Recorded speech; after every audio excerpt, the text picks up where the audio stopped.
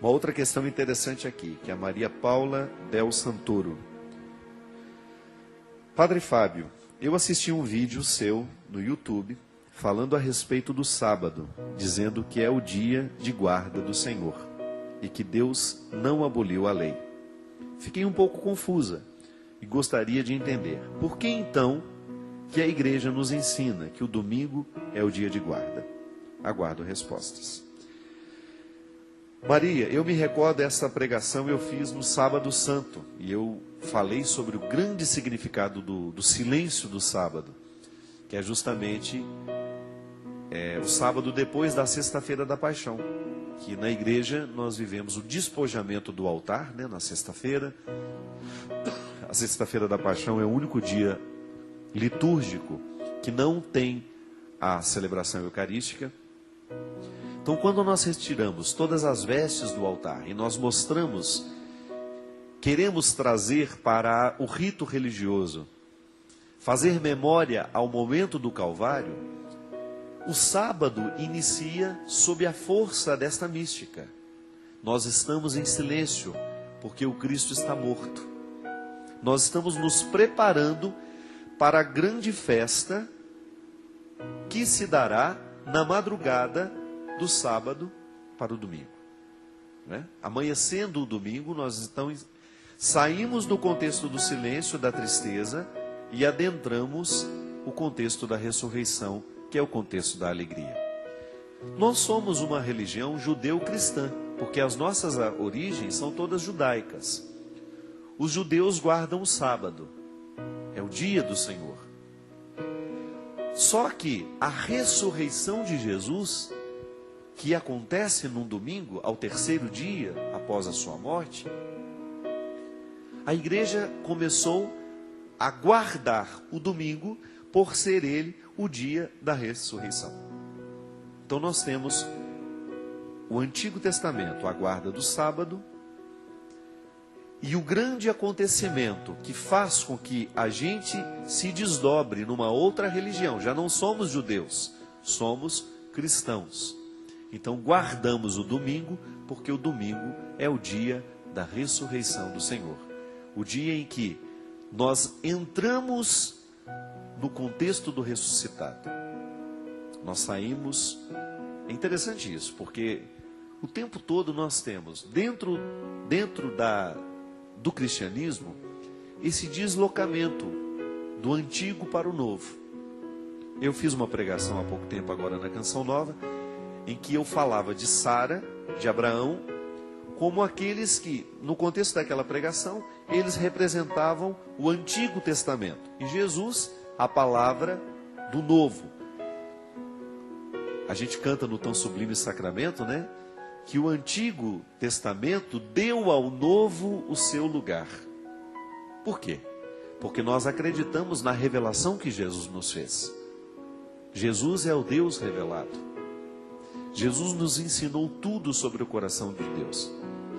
E nele nós encontramos agora o significado da nossa vida. E a partir dele nós realizamos mudança nos nossos ritos.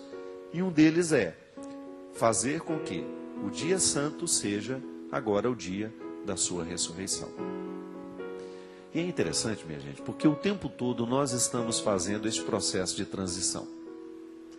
O Êxodo é o período da passagem, né? Essa travessia do povo de um esquema de escravidão para um território de liberdade. Então, o Êxodo é a passagem, é a vida, é a experiência vivida, construída para que a escravidão deixasse de ser a realidade. Eles queriam avançar para uma terra onde eles poderiam ser livres. O Êxodo é esse tempo de passagem. É o cotidiano. É a vida do povo sempre a caminho dessa liberdade tão desejada. O tempo todo nós vivemos essa experiência também, porque eu tenho os meus êxodos, você tem os seus. Você também precisa realizar as suas passagens. Você precisa sair dos territórios das suas escravidões para avançar e chegar aos territórios tão desejados da liberdade. De maneira que nós vivemos na nossa vida as dinâmicas do Antigo e do Novo Testamento. Eu sou judeu cristão. Eu tenho as minhas raízes judaicas. Por isso que compreender o judaísmo é importantíssimo para eu entender os novos significados que o cristianismo me traz. Mas eu não sou por acaso. Eu tenho raízes judaicas. Eu preciso compreender o porquê do judeu acreditar desta forma. Porque Jesus era judeu. Mas ele, com a sua vida, com a sua palavra, com a revelação que ele nos traz, ele faz com que o contexto antigo em que ele nasce, em que ele é educado, seja modificado, seja transformado pela ação da sua redenção. E um dos aspectos mais interessantes, que nós precisamos o tempo todo ter consciência, é que Jesus nos faz livres das amarras da lei. Jesus vai nos dizer que a partir do momento que nós mergulhamos no mistério de Deus, a lei deixa de estar fora de nós, como os judeus que amarravam, nos rins trechos da Sagrada Escritura, porque eles acreditavam que ter aquela palavra amarrada, aqueles versículos normativos, jurídicos, que tê-los amarrados na cintura era uma maneira de se recordar, que eles tinham de recordar o compromisso que aquela lei pedia para eles. Amarrar a lei na cintura era de alguma maneira estar comprometido com os desdobramentos práticos do que aquela lei pedia. Só que aí Jesus vai dizer que agora, com a sua vinda, com a sua morte, com a sua ressurreição, o cristão não precisa mais ter a lei de fora. A lei de fora pode até existir, mas ela é apenas um referencial. Porque, na verdade, a verdadeira lei já está escrita nos corações.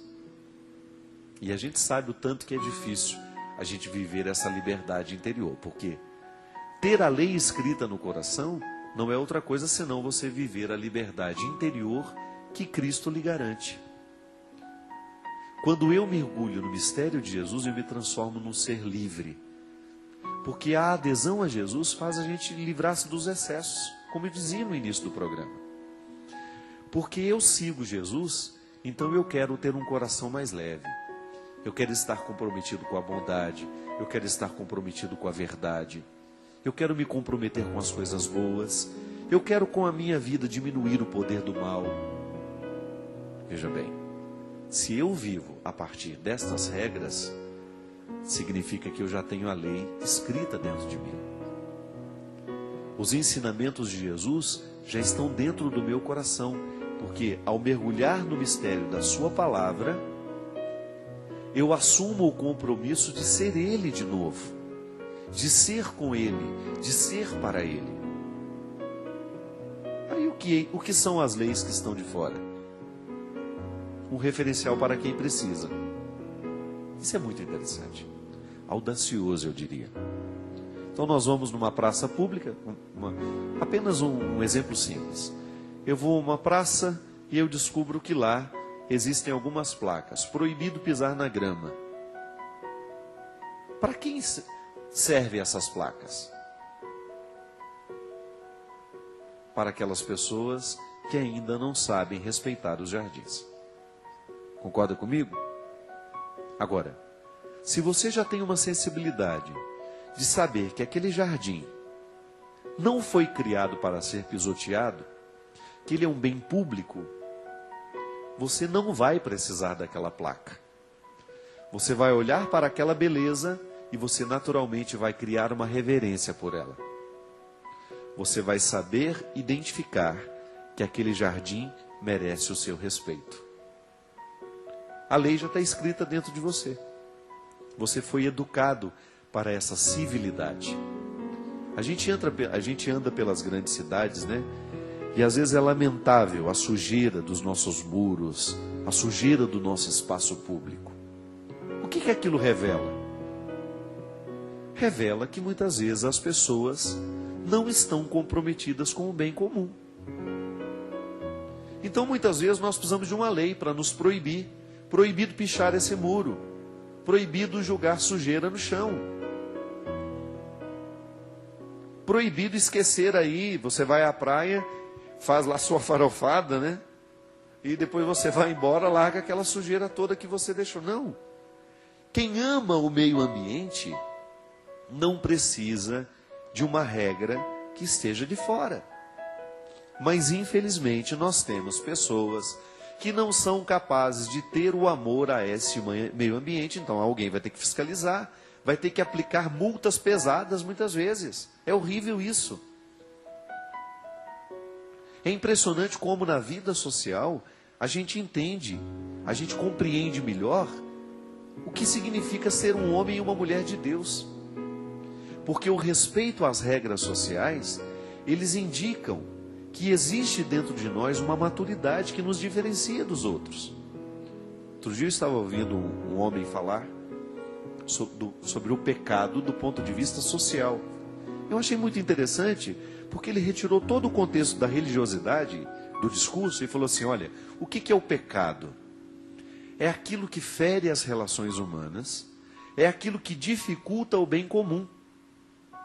Aí ele falava assim, quando eu educo meu filho e ensino para ele valores, quando eu entrego para ele um código de honra, que vai ajudá-lo a viver melhor com as pessoas, que vai ajudar a viver melhor no trabalho, que vai ajudar a tratar melhor a esposa que ele vai ter um dia, ou tratar com respeito e dignidade as namoradas que vão passar pela vida dele.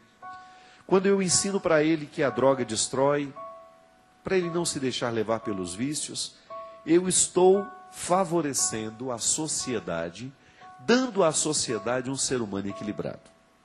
Isso é fantástico. É o que as religiões precisam fazer. E como é que a gente precisa melhorar essa produção humana a partir da religião? Ensinando regras. Agora, essas regras precisam vir morar dentro de nós. Dentro de nós. Eu me recordo que por ocasião daquela confusão danada do aborto, vai ter a lei do aborto, não vai ter a lei do aborto. Eu me lembro que eu disse uma coisa que eu fui muito mal interpretado e eu dou até a razão porque eu realmente não me expressei bem. Eu não tive tempo de explicar o que eu estava dizendo. Mas eu me recordo que na hora eu disse assim, se vai ter a lei do aborto ou não, para o cristão isso não faz diferença. Por quê? Porque mesmo que seja permitido, o cristão nunca vai abortar. O verdadeiro cristão, o que está vivendo o compromisso de ter a lei de Deus escrita dentro de si, ele nunca vai negligenciar a vida humana. É claro, gente, e depois eu pensei melhor sobre isso, quando você abre a possibilidade de abortar legalmente uma criança, é claro que você vai facilitar o crime. E definitivamente nós não podemos ser a favor da legalização do aborto. Mas por outro lado, você tem que pensar que mesmo que você viva numa sociedade totalmente secularizada, sem nenhum respeito às leis de Deus, o verdadeiro cristão saberá se portar diante de tudo isso. Então nós temos que lutar para nunca serem aprovadas essas leis. Mas você tem que saber também que a lei inscrita no coração está acima de qualquer documento que porventura possam colocar diante de nós. E era isso que eu queria dizer naquela hora e não tive oportunidade, não tive muito tempo de dizer. O que modifica de fato, o que queremos, o que fazemos, é a lei que trazemos dentro de nós. É a nossa verdade fundamental. É aquilo que a gente falava no nosso programa. Retire os seus excessos para você saber quem você é. Se você quer realmente saber quem é você, retire os seus excessos para ver o que sobra. O que você realmente acredita. Tenha coragem de se fazer essas perguntas. São perguntas para você responder a vida inteira. Quem é você? No que você acredita? Quais são os seus valores? O que é que rege as suas decisões? Qual é o seu código de conduta? Qual é o seu código de honra? O que realmente nessa vida para você importa? O que é que você realmente quer fazer acontecer? Onde é que está a sua luta? Onde é que você derrama o seu sangue? Onde é que você coloca o seu empenho? Essas são as perguntas que norteiam a nossa conversão. Porque quando nós respondemos com sinceridade essas perguntas, a gente vai ter condições de saber em que degrau dessa escadaria da salvação nós estamos situados. E aí a gente vai descobrir, a partir da resposta que nós vamos dar a todas essas perguntas, nós vamos descobrir qual é o esforço que a gente precisa fazer para a gente poder avançar um pouco mais nessa escadaria. Porque às vezes a gente corre o risco de não chegar à resposta, é porque a gente ainda não se fez a pergunta. Às vezes a gente corre o risco de viver no segmento de Jesus sem reflexão. A gente corre o risco de sacralizar os nossos crimes, né? De guardá-los dentro de uma redoma. Não, não queira isso. Viva o seu cristianismo a céu aberto. Dá mais trabalho. Dá mais trabalho. É como você querer proteger um móvel de madeira bonito que está exposto ao tempo. Precisará de manutenção regularmente, senão ele estraga, perde a beleza. Mas nós somos assim. A graça de Deus nos dá esse restauro sempre que buscamos por ela. Aí a gente vai viver a céu aberto. É a céu aberto que nós precisamos viver o nosso cristianismo. Não é nas nossas redomas de proteção. Você vai viver o seu cristianismo no desafio do seu dia a dia. Aí, no lugar onde é tão difícil ser quem aplicar os seus valores e lutar para que eles possam transformar os valores de que você encontrar pela vida. É fácil? Não é não. Mas Jesus não prometeu que seria. É só você ter a certeza de que Ele está contigo. E que não desistir é sempre a opção mais interessante, mais inteligente. Obrigado pela sua companhia. Até a semana que vem, se Deus quiser. Derrame o Deus Todo-Poderoso sobre o nosso coração, sobre a nossa vida, a sua bênção. Ele que é Pai, Filho e Espírito Santo. Amém. Se a cruz lhe pesa, não é para se entregar, mas para aprender a amar, como alguém que não desiste. A dor faz parte do cultivo dessa fé, pois só sabe o que se quer quem luta para conseguir ser feliz. Não desista do amor, não desista de amar, não se entregue à dor, porque ela um dia vai passar. Se a cruz lhe pesou e quer se entregar ao comum